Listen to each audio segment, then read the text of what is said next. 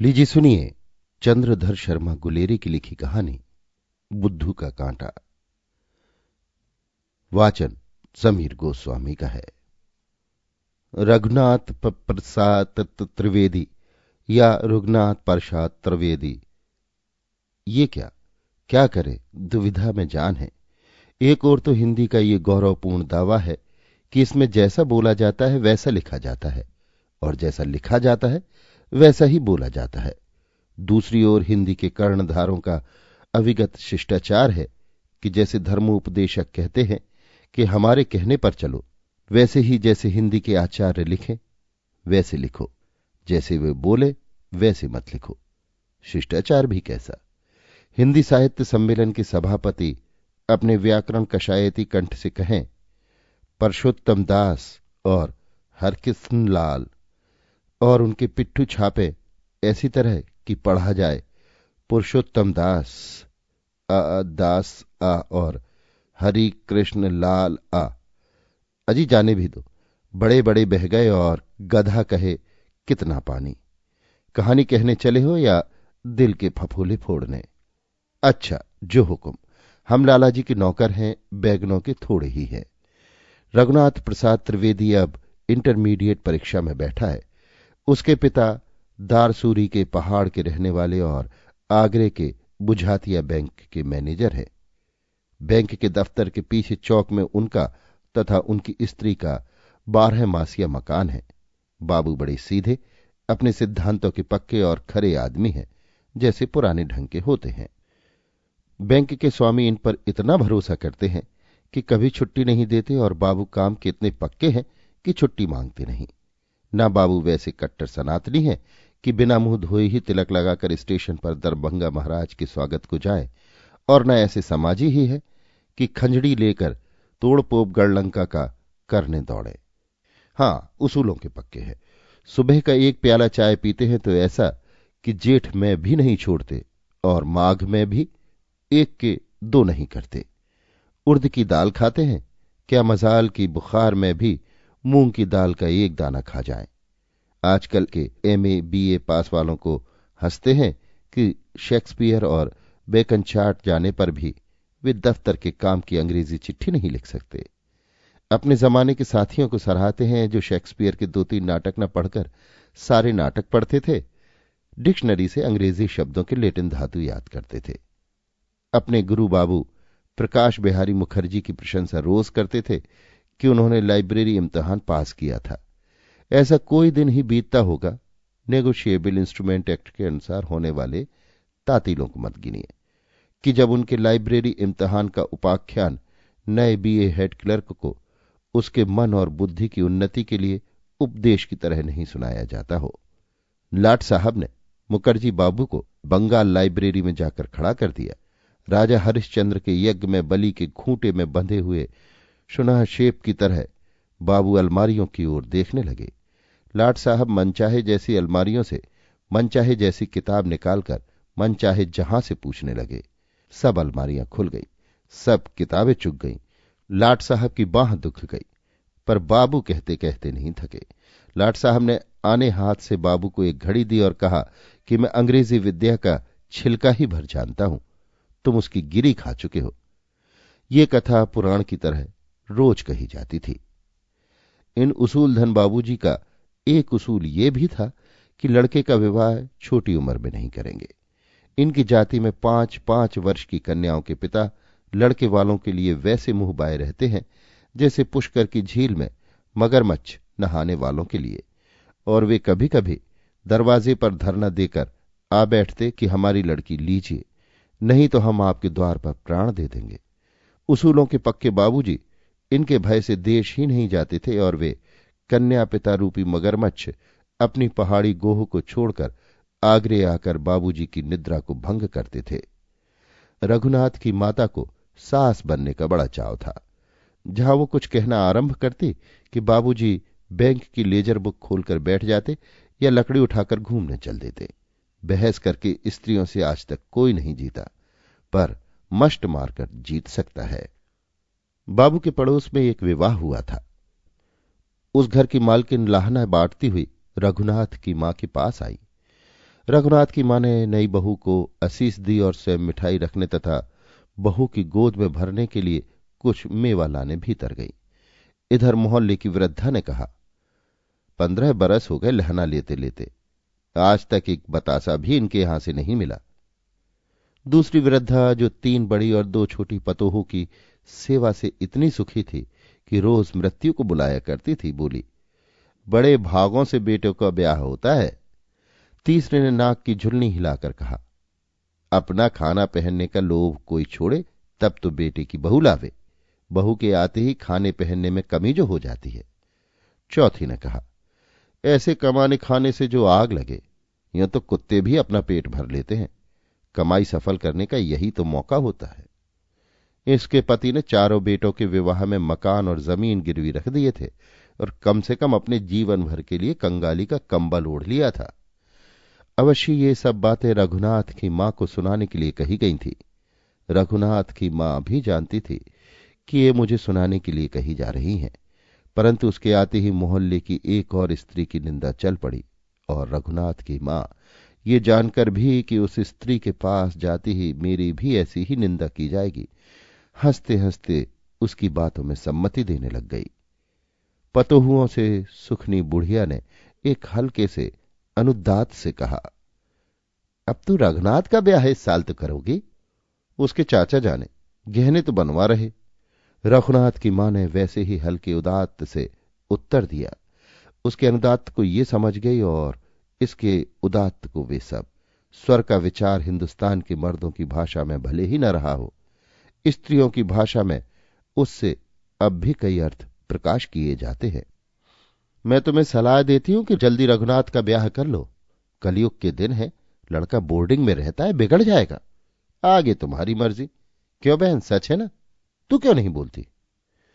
मैं क्या कहूं, मेरा रघुनाथ सा बेटा होता तो अब तक पोता खिलाती। यो और 2-4 बात करके ये स्त्री दल चला गया और गृहिणी के हृदय समुद्र को कई विचारों की लहरों में दलकता हुआ छोड़ गया। सायंकाल भोजन करते समय बाबू बोले, इन गर्मियों में रघुनाथ का ब्याह कर देंगे। स्त्री ने पहले ही लेजर और छड़ी छिपाकर ठान ली थी कि आज बाबूजी को दबाऊंगी कि पड़ोसियों की बोलियां नहीं सही जाती। अचानक रंग पहले चढ़ गया। पूछने लगी, है आज ये कैसे सूझी? दारसूरी से भैया की चिट्ठी आई है, बहुत कुछ बातें लिखी हैं। कहा है कि तुम तो परदेशी हो गए, यहां 4 महीने बाद बृहस्पति सिंहस्थ हो जाएगा, फिर 1.5-2 वर्ष तक ब्याह नहीं होंगे, इसलिए छोटी छोटी बच्चियों के ब्याह हो रहे हैं। बृहस्पति के सिंह के पेट में पहुंचने के पहले कोई 4-5 वर्ष की लड़की नहीं बचेगी। फिर जब बृहस्पति कहीं शेर की दाढ़ में जीता जागता निकल आया तो ना बराबर का घर मिलेगा ना जोड़ की लड़की। तुम्हें क्या है, गांव में तो बदनाम हम हो रहे हैं। मैंने अभी 2-3 घर रोक रखे हैं। तुम जानो, अब के मेरा कहना ना मानोगे तो मैं तुमसे जन्म भर बोलने का नहीं। भैया ठीक तो कहते हैं, मैं भी मानता हूं कि अब लड़के को 19वां वर्ष है, अब के इंटरमीडिएट पास हो जाएगा। अब हमारी नहीं चलेगी, देवर भोजाई जैसा नचाएंगे वैसा ही नाचना पड़ेगा। अब तक मेरी चली, यही बहुत हुआ। भैया से कहो मेरा कहना तो 5 वर्ष से मान रहे हो। अच्छा अब जिद मत करो, मैंने 2 महीने की छुट्टी ली है, छुट्टी मिलते ही देश चलते हैं। बच्चा को लिख दिया है कि इम्तिहान देकर सीधा घर चला, 10-15 दिन में आ जाएगा। तब तक हम घर भी ठीक कर ले और दिन भी। अब तो मागरे बहू को लेकर आओगी। स्त्री ने सोचा, बताशे वाली बुढ़िया का उलाहना तो मिटेगा। बाछा मेरे हाल में आपका क्या जी लगेगा, गरीबों का क्या हाल। रब रोटी देता है, दिन भर मेहनत करता रहूं, रात पड़े रहता हूं। बादशाह, तुम जैसे साईं लोगों की बरकत से मैं हज कर आया हूं, ख्वाजा का उर्स देख आया, 3 बेले नमाज पढ़ लेता हूं, और मुझे क्या चाहिए। बादशाह, मेरा काम टट्टू चलाना नहीं है। अब तो इस मोती की कमाई खाता हूं, कभी सवार ले जाता हूं, कभी लादा। 2.5 मण कड़क पा लेता हूं तो 2 पौली बच जाती है। रब की मर्जी। मेरा अपना घर था, सिंघों के वक्त की काफी जमीन थी, नाते पड़ोसियों में मेरा नाम था। मैं धामपुर के नवाब का खाना बनाता था और मेरे घर में से उसके जनाने में पकाती थी। एक रात को मैं खाना बना खिला के अपनी मंजड़ी पर सोया था कि मेरे मौला ने मुझे आवाज दी, लाही लाही हज करा। मैं आंखें मलकर खड़ा हो गया, पर कुछ दिखा नहीं। फिर सोने लगा कि फिर वही आवाज आई कि लाही तू मेरी पुकार नहीं सुनता, जा हज करा। मैं समझा मेरा मौला मुझे बुलाता है। फिर आवाज आई, लाही चल पड़, मैं तेरे नाल हूं, मैं तेरा बेड़ा पार करूंगा। मुझसे रहा नहीं गया। मैंने अपना कंबल उठाया और आधी रात को चल पड़ा। बादशाह, मैं रातों चला, दिनों चला, भीख मांगकर चलते चलते बंबई पहुंचा। वहां मेरे पल्ले टका नहीं था, पर एक हिंदू भाई ने मेरा टिकट ले लिया। काफले के साथ मैं जहाज पर चढ़ गया। वहीं मुझे 6 महीने लगे। पूरी हज की। जब लौटा तो रास्ते में जहाज भटक गया। एक चट्टान पानी के नीचे थी, उससे टकरा गया। उसके पीछे की दोनों लालटेन ऊपर आ गईं और वे हमें शैतान की सी आंख दिखाई देने लगी। सबने समझा मर जाएंगे, पानी में गोर बनेगी। कप्तान ने छोटी किश्तियां खोली और उनमें हाजियों को बिठाकर छोड़ दिया। मर्द का बच्चा आप अपनी जगह से नहीं टला। जहाज का नाल डूब गया। अंधेरे में कुछ सूझता नहीं था। सवेरा होते ही हमने देखा कि 2 कश्तियां बह रही हैं और जहाज है न दूसरी कश्तियां। पता नहीं हम कहां से किधर जा रहे थे। लहरें हमारी कश्तियों को उछालती, नचाती, डुबाती, झचकोरती थी। जो लम्हा बीतता था हम खैर मनाते थे, पर मेरे मालिक ने करम किया। मेरे अल्लाह ने, मेरे मौला ने जैसे उस रात को कहा था, मेरा बेड़ा पार किया। 3 दिन 3 रात हम बेपते रहे। चौथे दिन माल के जहाज ने हमको उठा लिया और छठे दिन कराची में हमने दुआ की नमाज पढ़ी। पीछे सुना कि 300 हाजी मर गए। वहां से मैं ख्वाजा की जियारत को चला। अजमेर शरीफ में दरगाह का दीदार पाया।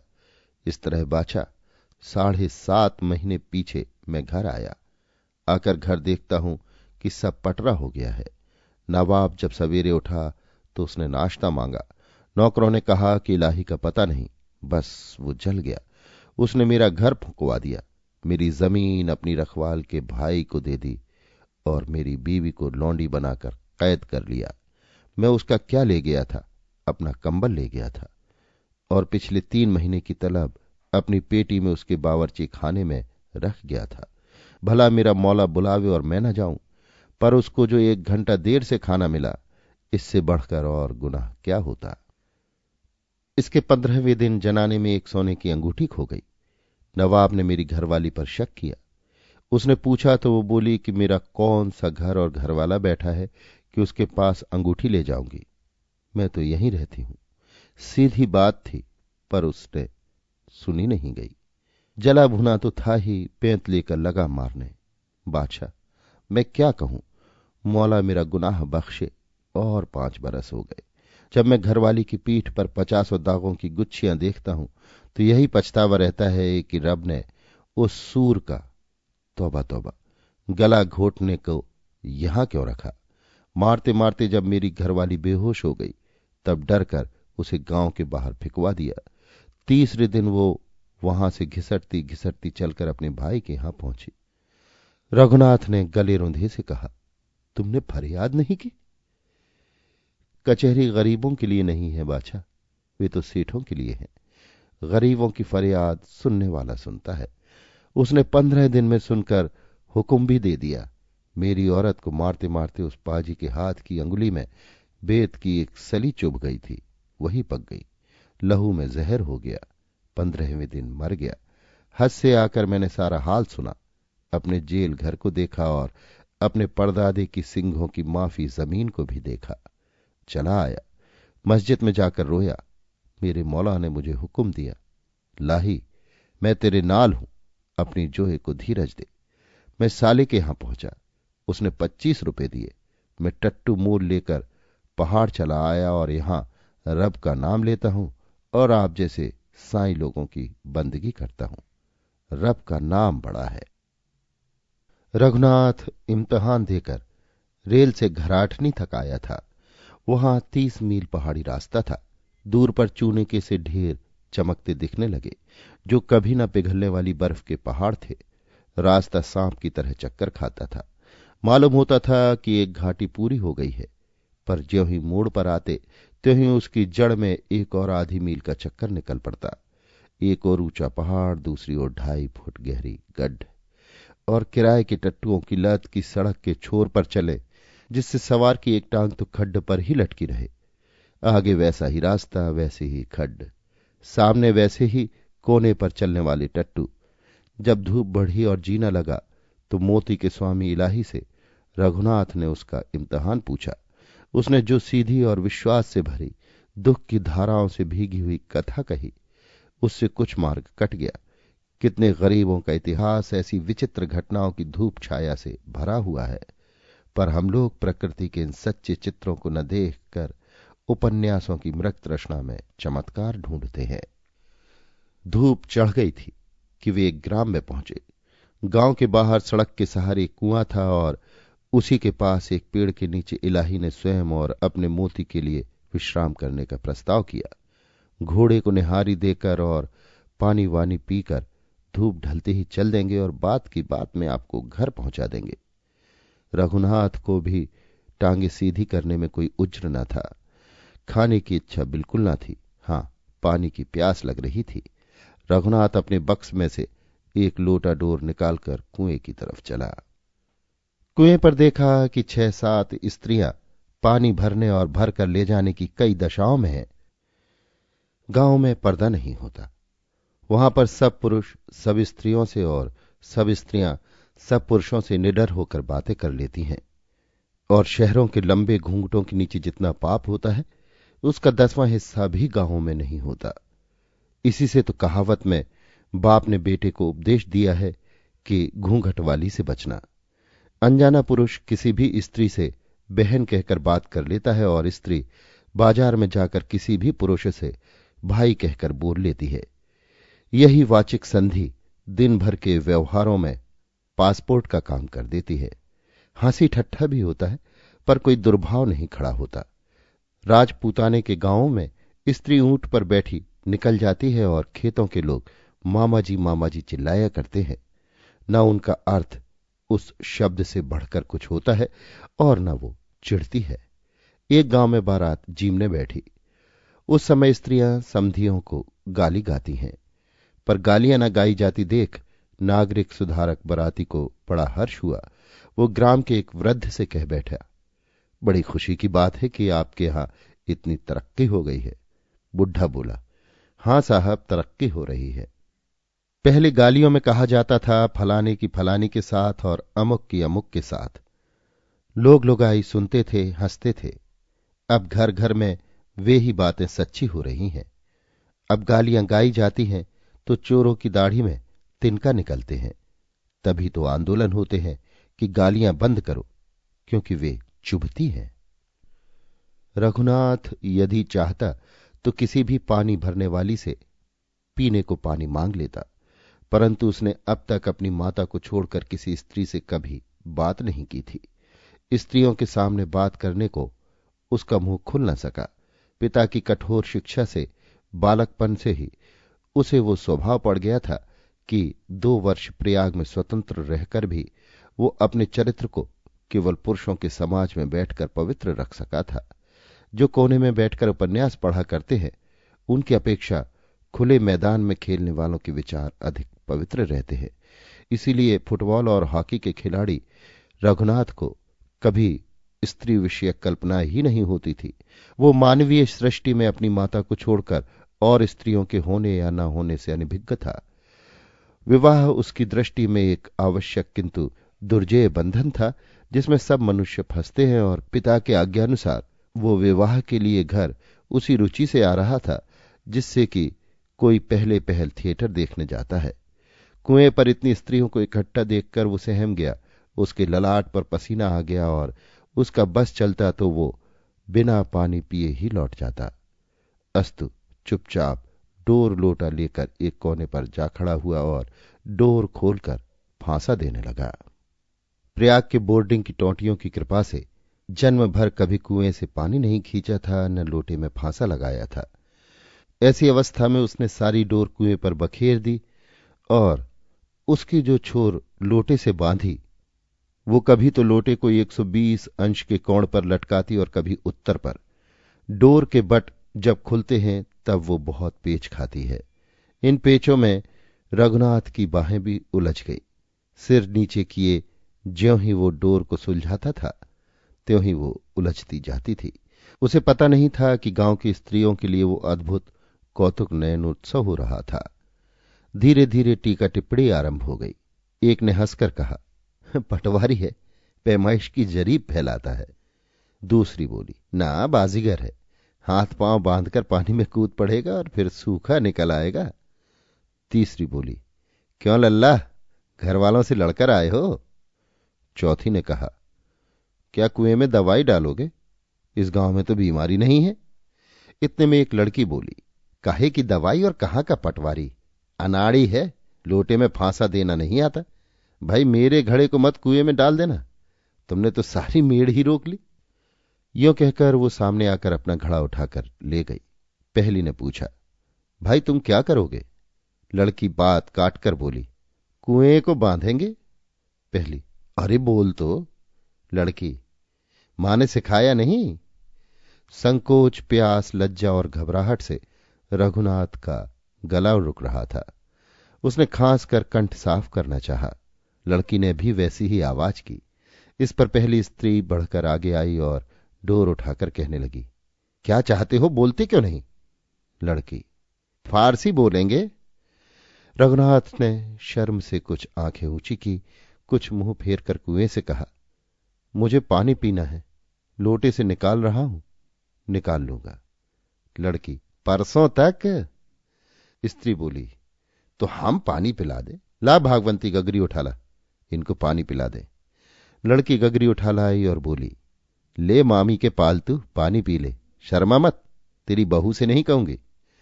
इस पर सारी स्त्रियां खिलखिलाकर हंस पड़ी।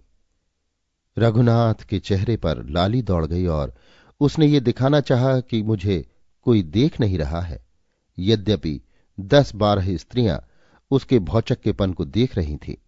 सृष्टि के आदि से कोई अपनी झेप छिपाने को समर्थ न हुआ, न होगा। रघुनाथ उल्टा झेप गया। नहीं नहीं, मैं आप ही। लड़की, कुएं में कूद के? इस पर एक और हंसी का फव्वारा फूट पड़ा। रघुनाथ ने आंखें उठाकर लड़की की ओर देखा। कोई 14-15 बरस की लड़की, शहर की छोकरियों की तरह पीली और दुबली नहीं, हष्ट पुष्ट और प्रसन्न मुख। आंखों के डेले काले, कौवे सफेद नहीं, कुछ मटिया नीले और पिघलते हुए। ये जान पड़ता था कि डेले अभी पिघल कर बह जाएंगे। आंखों के चौतरंग हंसी, ओठों पर हंसी और सारे शरीर पर निरोग स्वास्थ्य की हंसी। रघुनाथ की आंखें और नीली हो गईं। स्त्री ने फिर कहा, पानी पी लो जी, लड़की खड़ी है। रघुनाथ ने हाथ धोए, एक हाथ मुंह के आगे लगाया। लड़की गगरी से पानी पिलाने लगी। जब रघुनाथ आधा पी चुका तब उसने श्वास लेते लेते आंखें ऊंची की। उस समय लड़की ने ऐसा मुंह बनाया कि ठीक करके रघुनाथ हंस पड़ा। उसकी नाक में पानी चढ़ गया और सारी आस्तीन भीग गई। लड़की चुप। रघुनाथ को खांसते डगमगाते देख वो स्त्री आगे चली आई और गगरी छीनती हुई लड़की को झिड़क कर बोली, तुझे रात दिन उत्पन्न ही सोचता है, इन्हें गलसूण चला गया, ऐसी हंसी भी किस काम की? लो मैं पानी पिलाती हूं। लड़की, दूध पिला दो, बहुत देर हुई, आंसू भी पोंछ दो। सच्चे ही रघुनाथ के आंसू आ गए थे। उसने स्त्री से जल लेकर मुंह धोया और पानी पिया। धीरे से कहा, बस जी बस। लड़की, अब के आप निकाल लेंगे? रघुनाथ को मुंह पहुंचते देखकर स्त्री ने पूछा, कहां रहते हो? आगरे। इधर कहां जाओगे? लड़की बीच में ही, शिकारपुर, वहां ऐसों का गुरुद्वारा है। स्त्रियां खिलखिला उठी। रघुनाथ ने अपने गांव का नाम बताया। मैं पहले कभी इधर आया नहीं, कितनी दूर है, कब तक पहुंच जाऊंगा? अब भी वो सिर उठाकर बात नहीं कर रहा था। लड़की, यही 15-20 दिन में 300-400 कोस तो होगा। स्त्री, छी, 2-2.5 भर है, अभी घंटे भर में पहुंच जाते हो। रास्ता सीधा ही है ना? लड़की, नहीं तो बाएं हाथ को मुड़कर चीड़ के पेड़ के नीचे दाहिने हाथ को मुड़ने के पीछे 7वें पत्थर पर फिर बाएं मुड़ जाना। आगे सीधे जाकर कहीं ना मुड़ना। सबसे आगे गीदड़ की गुफा है, सबसे उत्तर को बाढ़ उलांघ कर चले जाना। स्त्री, छोकरी तो बहुत सिर चढ़ गई है, चिकर चिकर करती ही जाती है। नहीं जी, एक ही रास्ता है, सामने नदी आवेगी, परले पार बाएं हाथ को गांव है। लड़की, नदी में भी यूं ही फांस लगाकर पानी निकालना। स्त्री उसकी बात अनसुनी करके बोली, क्या उस गांव में डाक बाबू होकर आए हो? रघुनाथ, नहीं, मैं तो प्रयाग में पढ़ता हूं। लड़की, ओहो, प्रयाग जी में पढ़ते हैं, कुएं से पानी निकालना पढ़ते होंगे। स्त्री, चुप कर, ज्यादा बकबक काम की नहीं। क्या तू इसीलिए मेरे यहां आई है? इस पर महिला मंडल फिर हंस पड़ा। रघुनाथ ने घबरा कर इलाही की ओर देखा तो वो मजे में पेड़ के नीचे चिलम पी रहा था। इस समय रघुनाथ को हाजी इलाही से ईर्ष्या होने लगी। उसने सोचा कि हज से लौटते समय समुद्र में खतरे कम हैं और कुएं पर अधिक। लड़की, क्यों जी, प्रयाग जी में अक्कल भी बिकती है? रघुनाथ ने मुंह फेर लिया। स्त्री, तो गांव में क्या करने जाते हो? लड़की, कमाने खाने। स्त्री, तेरी कैंची नहीं बंद होती, ये लड़की तो पागल हो जाएगी। रघुनाथ, मैं वहां के बाबू शोभाराम जी का लड़का हूं। स्त्री, अच्छा अच्छा, तो क्या तुम्हारा ही ब्याह है? रघुनाथ ने सिर नीचा कर लिया। लड़की, मामी मामी, मुझे भी अपने नए पालतू के ब्याह में ले चलना, बड़ा ब्याहने चली है। ये घोड़ी है और वो चिलम पी रहा है, नाना बनेगा। वाह जी वाह, ऐसे बुद्धू के आगे भी कोई लहंगा पसारेगा? स्त्री लड़की की ओर झपटी। लड़की गगरी उठाकर चलती बनी। स्त्री उसके पीछे 10 कदम गई थी कि स्त्री महामंडल इकट्ठा हाथ से गूंज उठा। रघुनाथ इलाही के पास लौट आया। पीछे मुड़कर देखने की उसकी हिम्मत न हुई। उसके गले में भस्म का सा स्वाद आ रहा था। जीवन भर में यही उसका स्त्रियों से पहला परिचय हुआ। उसकी आत्मलज्जा इतनी तेज थी कि वो समझ गया कि मैं इनके सामने बन गया हूं। जीवन में ऐसी स्त्रियों से आधा संसार भरा रहेगा और ऐसी ही किसी से विवाह होगा। तुलसीदास ने ठीक कहा है कि तुलसी गाय बजाए के दियो काठ में पांव। स्त्रियों की टोली के वाक उसे गढ़ रहे थे और सब वाक्यों के दो स्वप्न के ऊपर उस पिघलती हुई आंखों वाली कन्या का चित्र मंडरा रहा था। बड़े ही उदास चित्त से रघुनाथ घर पहुंचा। गांव पहुंचने के तीसरे दिन रघुनाथ सवेरा होते ही घूमने को निकला। पहाड़ी जमीन जहां रास्ता देखने में कोस भर जचे और चाहे उसमें 10 मील का चक्कर काट लो, बिना पानी सींचे हुए हरे मखमल के गलीचे से ढकी हुई जमीन, उस पर जंगली गुलदाउदी की पीली टिमकियां और वसंत के फूल, आलू बुखारे और पहाड़ी करौंदे की रज से भरे हुए छोटे छोटे रंगीले फूल जो पेड़ का पत्ता भी नहीं दिखने दे, क्षितिज पर लटके हुए बादलों की सी बर्फीली पहाड़ों की चोटियां जिन्हें देखते आंखें अपने आप बड़ी हो जाती और जिनकी हवा की सांस लेने से छाती बढ़ती हुई जान पड़ती, नदी से निकली हुई छोटी छोटी असंख्य नहरें जो सांप के से चक्कर खा खाकर फिर प्रधान नदी की पथरीली तलेटी में जा मिलती। ये सब दृश्य प्रयाग के ईंटों के घर और कीचड़ की सड़कों से बिल्कुल निराले थे। चलते चलते रघुनाथ का मन नहीं भरा और घाटी के उतार चढ़ाव की गिनती न करके वो नदी की चक्कर की सीध में हो लिया। एक ओर आम के पेड़ थे जो बोरों और कैरियों से लदे हुए थे। उनके सामने धान के खेत थे जिनमें पानी किलचिल किलचिल करता हुआ पिघल रहा था। कहीं उसे कटीली बाड़ों के बीच में होकर जाना पड़ता था और कहीं छोटे छोटे झरने जो नदी में जा मिले थे लांघने पड़ते थे। इन प्राकृतिक दृश्यों का आनंद लेता हुआ हमारा चरित्र नायक नदी की ओर बढ़ा। इस समय वहां कोई न था। रघुनाथ ने एक अकृत्रिम घाट चौड़ी शिला पर खड़े होकर नदी की शोभा देखी और सोचा कि हजामत बनाकर नहा धोकर घर चले। नई सभ्यता के प्रभाव से सेफ्टी रेजर और साबुन की टिकिया सफारी कोट की जेब में थी ही। ऊपर की पॉकेट बुक से एक आईना भी निकालना पड़ा।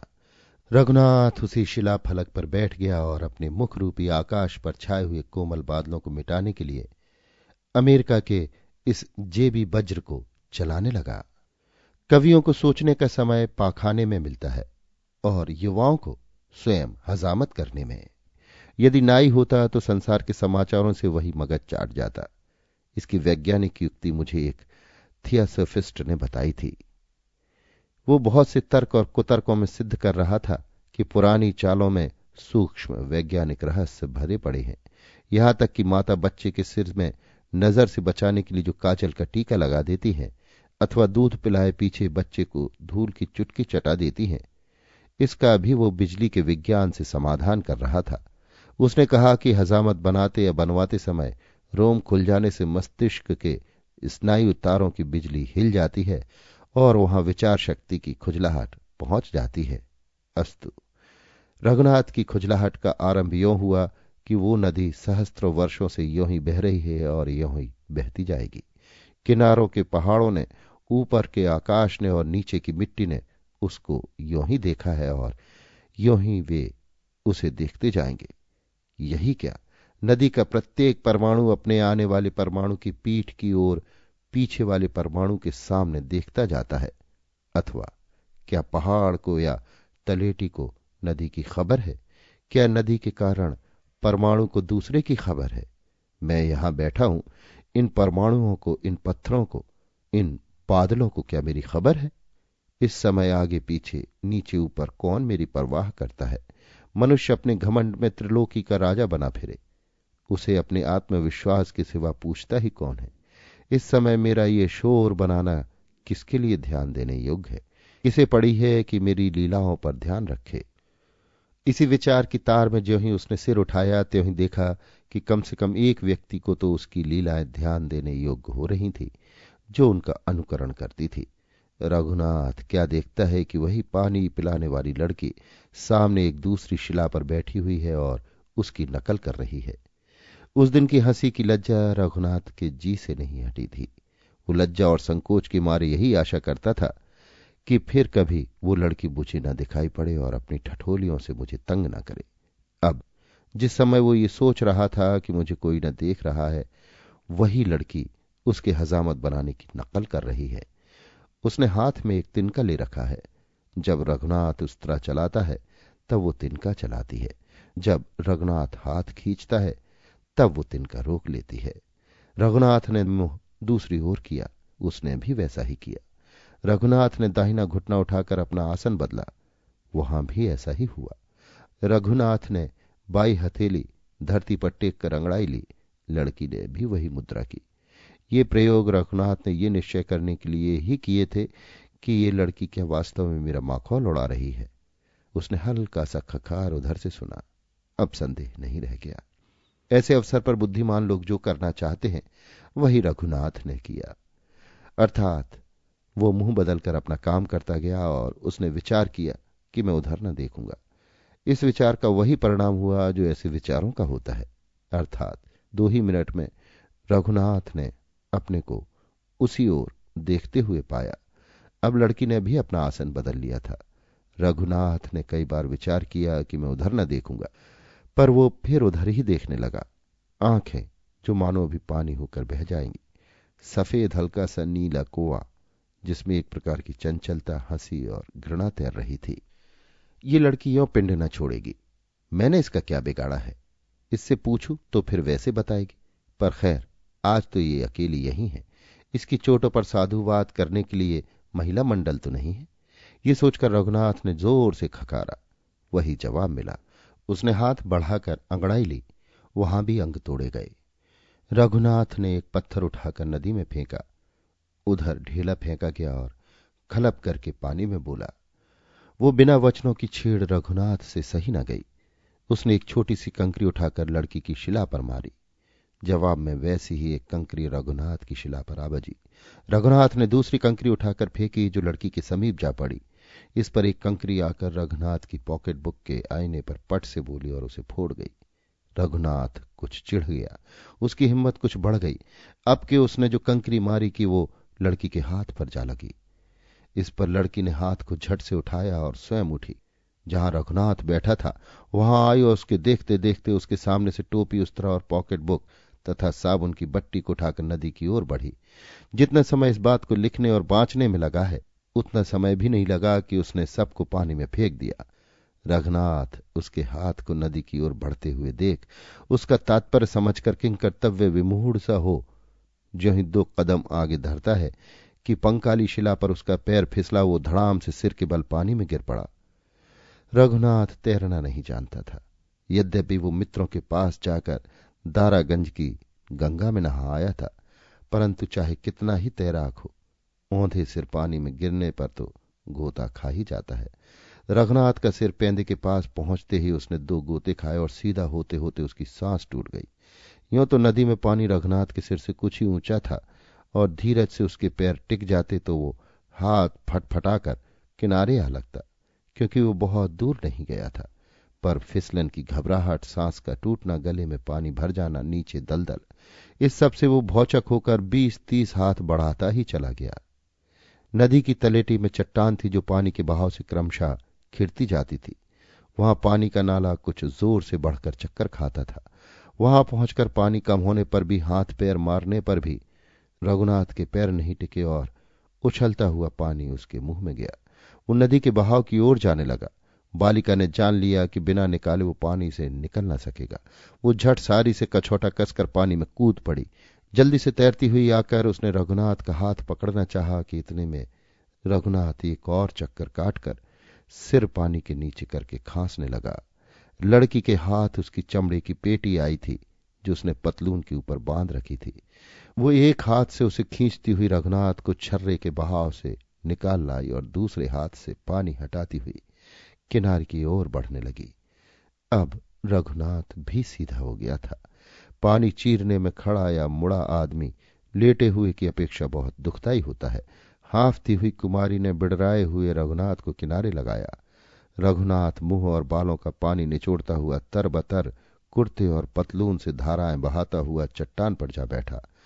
5-7 बार खांसने पर, आंखें पोंछने पर उसने देखा कि भीगी हुई कुमारी उसके सामने खड़ी है और उन्हीं पिघलती हुई आंखों से घृणा, दया और हंसी झलकाती हुई कह रही है कि इस अनाड़ी के सामने भी कोई अपना लहंगा पसारेगी। ये सब घटनाएं इतनी जल्दी जल्दी हुई थीं कि रघुनाथ का सिर चकरा रहा था। अभी पानी की गूंज कानों को ढोल किए हुए था और मानसिक क्षोभ और लज्जा में वो पागल सा हो रहा था। उसके मन की पिछली भित्ति पर चाहे ये अंकित हो रहा हो कि इस लड़की ने मुझे नदी में से निकाला है, पर सामने की भित्ति पर यही शब्द था कि शब्द के कोड़ों से वो मेरी चमड़ी उधेड़े डालती है। रघुनाथ उसे पकड़ने के लिए लपका और लड़की 2 खेतों के बाड़ के बीच तंग सड़क पर दौड़ भागी। रघुनाथ पीछा करने लगा। गांव की लड़कियां हड्डियों और गहनों का बंडल नहीं होती। वहां वे दौड़ती हैं, कूदती हैं, हंसती हैं, गाती हैं, खाती हैं और पहनती हैं। नगरों में आकर वे खूंटे में बंधकर कुम्हलाती हैं, पीली पड़ जाती हैं, भूखी रहती हैं, सोती हैं, रोती हैं और मर जाती हैं। रघुनाथ ने मील की दौड़ में इनाम पाया था। उस समय का दौड़ना उसके बहुत गुण बैठा। पानी में गोते खाने के पीछे की सारी शून्यता मिटने लगी। 5 मील दौड़ने पर लड़की जितने हाथ आगे बढ़ती थी वो घटने लगे। 100 गज और जाते जाते अचानक चीख मारकर लड़खड़ाकर वो गिरने लगी। रघुनाथ उसके पास जा पहुंचा। अवश्य रघुनाथ के इतने हांफने वाले श्रम के और मानसिक क्षोभ के पीछे यही भाव था कि इस लड़की को गुस्ताखी के लिए दंड दूं। रघुनाथ ने उसे दोनों बाहें डालकर पकड़ लिया। रघुनाथ के लिए स्त्री का और उस लड़की के लिए पुरुष का ये पहला स्पर्श था। रघुनाथ कुछ सोच भी न पाया था कि मैं क्या करूं। इतने में लड़की ने मुंह उसके सामने करके अपनी नखों से उसकी पीठ में और बगल में तेज चुटकियां काटी। रघुनाथ की बाहें ढीली हुई, पर क्रोध नहीं। उसने एक मुक्का लड़की की नाक पर जमाया। लड़की सांस लेते रुकी। इतने में दौड़ने के वेग से, जो अभी न रुका था, और मुक्के से दोनों नीचे गिर पड़े। दोनों धूल में लोटम लोट हो गए। रघुनाथ धूल झाड़ता हुआ उठा। क्या देखता है कि लड़की की नाक से लहू बह रहा है। अपनी विजय का पहला आवेश एकदम से भूलकर वो पश्चाताप और दुख के पाश में फंस गया। उसका मुंह पसीना पसीना हो आया। वो चाहता था कि इन लहू की बूंदों के साथ मैं भी धरती में समा जाऊं, और उसके साथ ही अपनी आंखें भूमि में गड़ा भी रहा था, परंतु फिर क्षण में आंखें उठाई। लड़की अपनी भीगे और धूल लगे हुए आंचल से नाक पहुंचती हुई उन्हीं आंखों में वही घृणा की और पछतावे की दृष्टि डालती हुई कह रही थी, वाह, अच्छे मर्द हो, बड़े बहादुर हो, स्त्रियों पर हाथ उठाया करते हैं। रघुनाथ चुप। वाह, पिराग जी में खूब इलम पढ़ा, स्त्रियों पर हाथ उठाते हो। रघुनाथ ने नीचे सिर से आंखें न उठाकर कहा, मुझसे बड़ी भूल हो गई। मुझे पता ही नहीं था कि मैं क्या कर रहा हूं। मेरा सिर ठिकाने नहीं है। मुझे चक्कर, अभी चक्कर आवेंगे। स्त्रियों पर हाथ नहीं चलाया करते हैं। सड़क यहां चौड़ी हो गई थी। कचनार की एक बेल आम पर चढ़ी हुई थी और आम के तले पत्थरों का थांवला था। सुनसान था। दूर से नदी की कलकल और रह रहकर खाती चिड़े की ठक ठक ठक ठक आ रही थी। इस समय रघुनाथ का घोंघापन हटने लगा और स्त्रियों की ओर से झेप इस पिघलती हुई आंखों वाली के वचन बाणों के नीचे भागती लगी। ढांढस कर उसने पूछा, तुम्हारा नाम क्या है? भागवंती। रहती कहाँ हो? मामी के पास, वही जिसने कुएं पर पानी नहीं पिलाया था। उस दिन का स्मरण आते ही रघुनाथ फिर चुप हो गया। फिर कुछ ठहर कर बोला, तुम मेरे पीछे क्यों पड़ी हो? तुम्हें आदमी बनाने को। जो तुम्हें बुरा लगा हो तो मैंने भी अपने किए का लहू बहाकर फल पा लिया। एक सलाह दे जाती हूं। क्या? कल से नदी में नहाने मत जाना। क्यों? गोते खाओगे तो कोई बचाने वाला नहीं मिलेगा। रघुनाथ झेपा पर संभल कर बोला, अब कोई मेरी जान बचाएगा तो मैं पीछा नहीं करूंगा, दो गाली भी सुन लूंगा। इसलिए नहीं, मैं आज अपने बाप के यहां जाऊंगी। तुम्हारा घर कहां है? जहां अनाड़ियों के डूबने के लिए कोई नदी नहीं है। फिर वही बात लाई। तो वहां पर चढ़ाने वालों के भागने के लिए रास्ता भी नहीं होगा। जी, यहां जो मैं आपके हाथ आ गई। नहीं तो कांटा न लगता तो पिराग जी तक दौड़ते तो हाथ ना आती। कांटा? कांटा कैसा? ये देखो। रघुनाथ ने देखा कि उसके दाहिने पैर के तलवे में एक कांटा चुभा हुआ है। उसको ये सूझी कि ये मेरे दोष से हुआ है। बालिका के सहारे वो घुटने के बल बैठ गया और उसका पैर खींचकर रूमाल से धूल झाड़कर कांटे को देखने लगा। कांटा मोटा था पर पैर में बहुत बैठ गया था। वो उठकर बाड़ से एक और बड़ा कांटा तोड़ लाया। उससे और पतलून की जेब के चाकू से उसने कांटा निकाला। निकालते ही लहू का डोरा बह निकला। कांटा प्रायः 2 इंच लंबा और जहरीली कटीली का था। उफ कहकर रघुनाथ ने कमीज की आस्तीन फाड़कर उसके पांव में पट्टी बांध दी।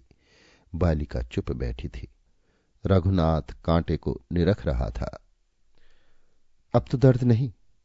कोई एहसान थोड़े है। तुम्हारे भी कांटा गड़ जाए तो निकलवाने आ जाना। अच्छा। रघुनाथ का जी जल गया। ये बर्ताव? अच्छा क्या? जाओ अपना रास्ता लो। ये कांटा मैं ले जाऊंगा। आज की घटना की यादगारी रहेगी। मैं जरा इसे देख लूं। रघुनाथ ने अंगूठे और तर्जनी से कांटा पकड़कर उसकी ओर बढ़ाया। अपनी 2 अंगुलियों से उसे उठाकर और दूसरे हाथ से रघुनाथ को धक्का देकर लड़की हंसती हंसती दौड़ गई। रघुनाथ धूल में एक कला मुंडी खाकर ज्यों ही उठा कि बालिका खेतों को फांदती हुई जा रही थी। अब की दफा उसका पीछा करने का साहस हमारे चरित्र नायक ने नहीं किया। नदी तट पर जाकर कोट उठाया और चौंधियाए मस्तिष्क से घर की राह ली। रघुनाथ के हृदय में स्त्री जाति की अज्ञानता का भाव और उसके पृथक रहने का कोहरा तो था ही, अब उसके स्थान में उद्वेगपूर्ण गिलानी का धूम इकट्ठा हो गया था। पर उस धूम के नीचे नीचे उस चपल लड़की की चिंगारी भी चमक रही थी। अवश्य ही अपने पिछले अनुभव से वो इतना चमक गया था कि किसी स्त्री से बातें करने की उसकी इच्छा न थी, परंतु रह रहकर उसके चित्त में उस पिघलती हुई आंखों वाली का और अधिक हाल जानने और उसके वचन कोड़े सहने की इच्छा होती थी। रघुनाथ का हृदय एक पहेली हो रहा था और उस पहेली में पहेली उस स्वतंत्र लड़की का स्वभाव था।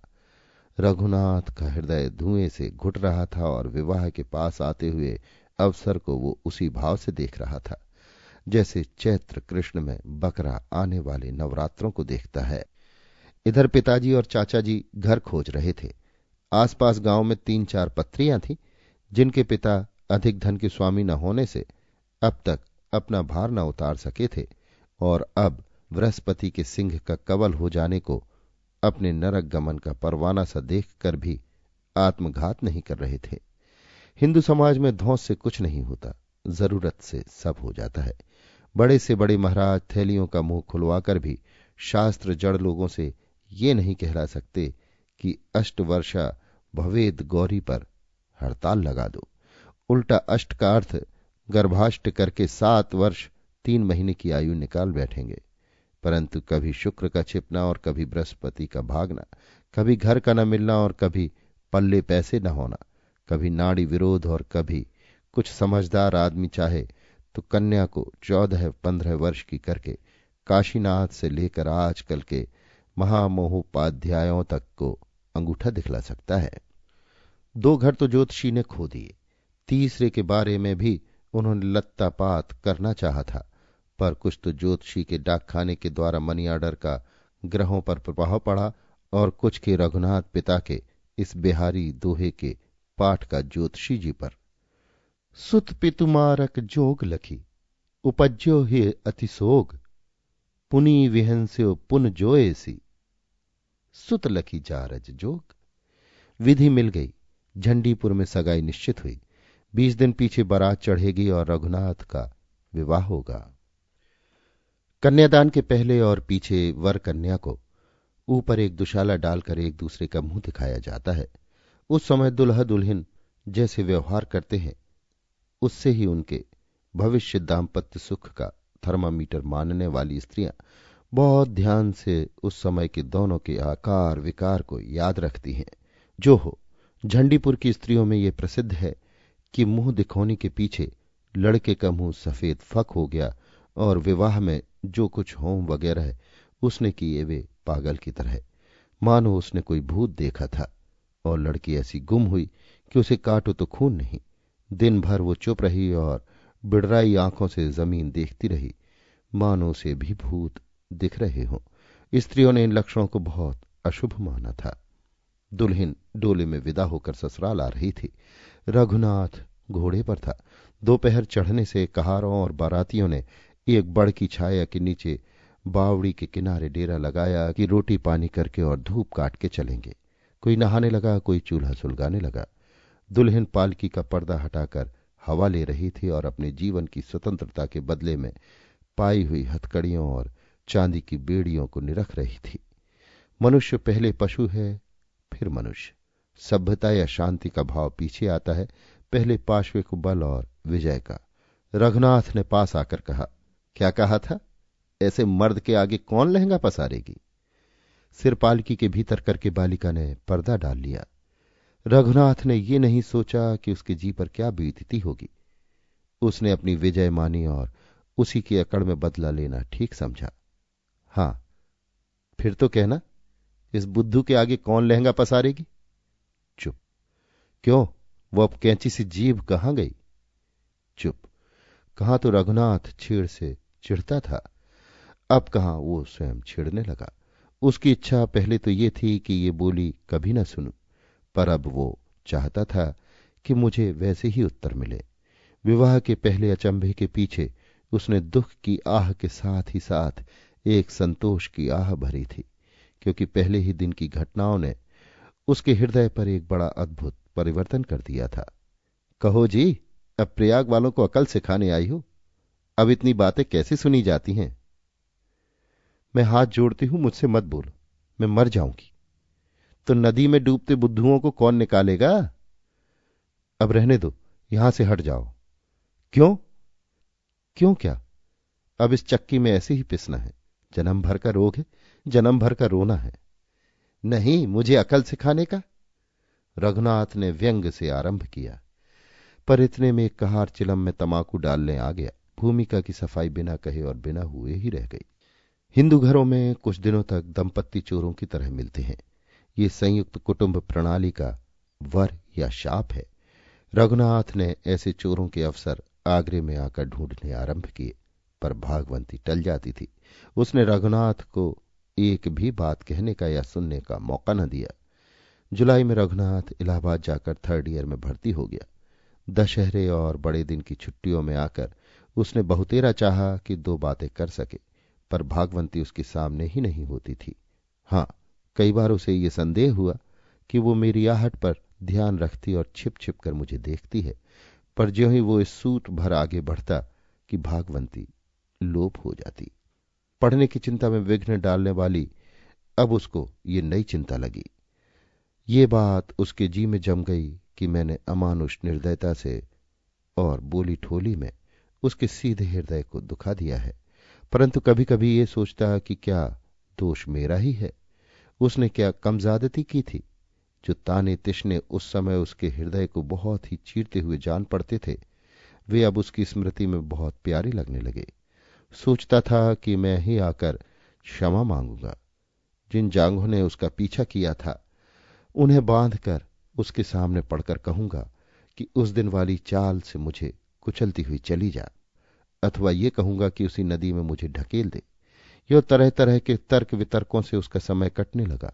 न हॉकी में अब उसकी कदर रही और न प्रोफेसर की आंखें वैसी रहीं।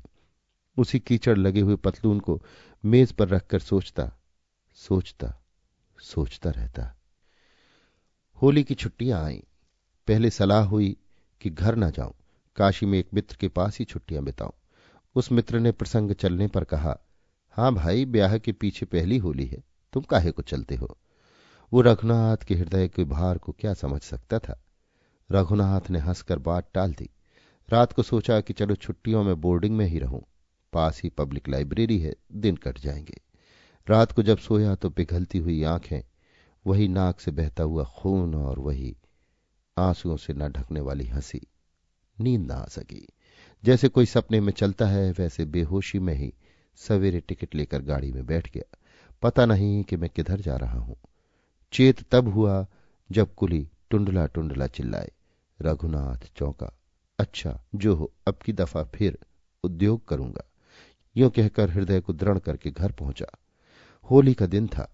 जैसे कोजागर पूर्णिमा को चोरों के लिए घर के दरवाजे खुले छोड़कर हिंदू सोते हैं, वैसे माता पिता टल गए थे। मां पकवान पका रही थी और खैर बाप भी कहीं थे। रघुनाथ भीतर पहुंचा। भागवंती सिर पर हाथ धरे हुए कोने में बैठी थी। उसे देखते ही खड़ी हो गई। वो दरवाजे की तरफ चढ़ने न पाई थी कि रघुनाथ बोला, ठहरो, बाहर मत जाना। वो ठहर गई। घूंघट खींचकर कोने की पीढ़ी के बान को देखने लगी। कहो, कैसी हो? आज तुमसे बातें करनी है। चुप। प्रसन्न रहती हो? कभी मेरी भी याद करती हो? चुप। मेरी छुट्टियां 3 ही दिन की हैं। चुप। तुम्हें मेरी कसम है, चुप मत रहो। कुछ बोलो तो जवाब दो। पहले की तरह ताने ही से बोलो। मेरी शपथ है। सुनती हो? मेरे कानों में पानी थोड़े ही भर गया है। हां, बस यूं ठीक है। कुछ ही कहो पर कहती जाओ। अच्छा होता यदि तुम मुझे उस दिन न निकालती और डूब जाने देती। अच्छा होता यदि मेरा कांटा न निकालते और पैर गलकर मैं मर जाती।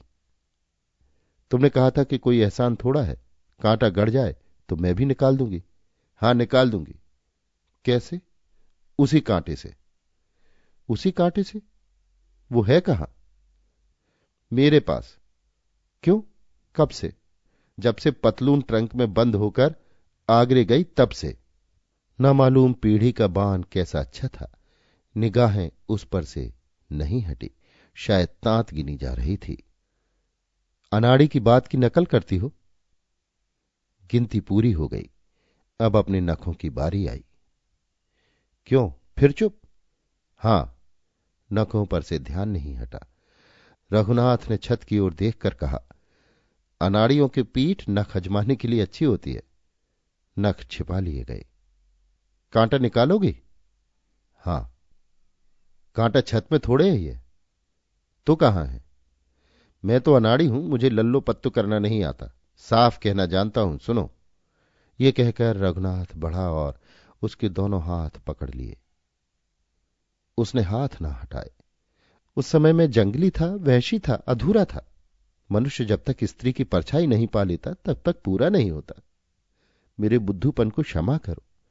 मेरे हृदय में तुम्हारे प्रेम का एक भयंकर कांटा गड़ गया है। जिस दिन तुम्हें पहले पहल देखा उस दिन से वो गड़ रहा है और अब तक गड़ा जा रहा है। तुम्हारी प्रेम की दृष्टि से मेरा ये शूल हटेगा। घूंघट के भीतर जहां आंखें होनी चाहिए वहां कुछ गीलापन दिखा। देखो, मैं तुम्हारे प्रेम के बिना जी नहीं सकता।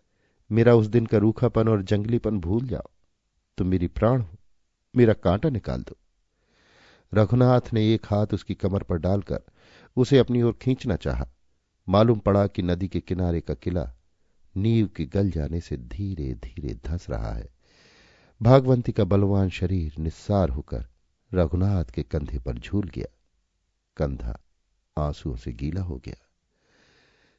मेरा कसूर, मेरा गवारपन, मैं उजट, मेरा अपराध, मेरा पाप, मैंने क्या कहा, मैंने क्या किया। घिघी बंध गई। उसका मुंह बंद करने का एक ही उपाय था। रघुनाथ ने वही किया। अभी आप सुन रहे थे चंद्रधर शर्मा गुलेरी की लिखी कहानी बुद्धू का कांटा। वाचन समीर गोस्वामी का था।